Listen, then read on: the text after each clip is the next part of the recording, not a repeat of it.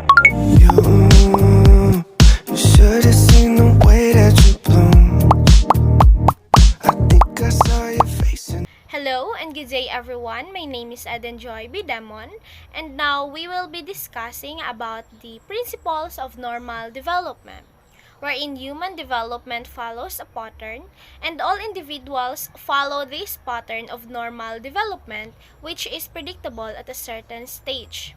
This is a set of principles that characterize the pattern and the process of growth and development. And these principles of characteristics describes typical development as a predictable and orderly process. That is, we can predict how most children will develop, and that will develop at the same rate and at about the same as other children.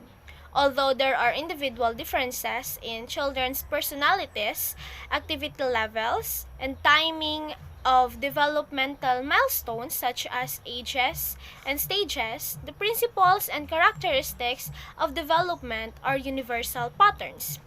According to Raffens in 2013, these are the 7 principles of development, namely, first, development proceeds from the head downward, or which we can call the cephalocodal principle. Second, the development proceeds from the center of the body outward, or the proximodistal development. And third is the development depends on maturation and learning, or the maturation.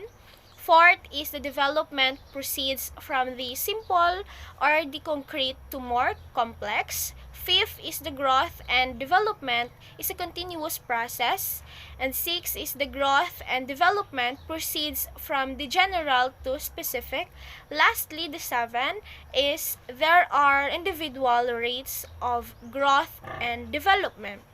Now, development proceeds from the head downward, wherein the cephalocodal principle is the principle that describes the direction of growth and development, wherein the cephalocodal principle states that development proceeds from the top to bottom. And according to this principle, a child will gain physical control to their head first.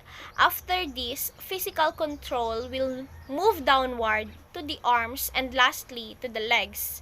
According to this principle, the child gains control of the head first, then the hand, and or the arms, and then the legs, and infants develop control of the head and the face movements within the first 2 months after the birth. Imagine you are holding a newborn baby and you have to carefully support the baby's head because the baby is literally not that strong enough to support its head by itself.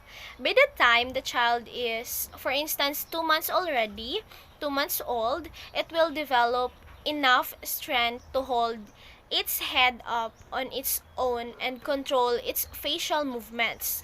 Over the next few months, the baby will gain control over the use of its arm, and the baby can lift itself and it can reach for objects. And finally, when the baby learns to control leg movement and to crawl, stand, and walk. And then in the next few months, they are able to lift themselves up by using their arms. And by 6 to 12 months at this age, infant starts to gain leg control and may be able to crawl, stand, or walk. And with the coordination of their arms, and always precedes coordination of the legs. So that is the development proceeds from the head downward, or which we can call the cephalocodal principle. So that's the end of my report. Thank you and God bless everyone.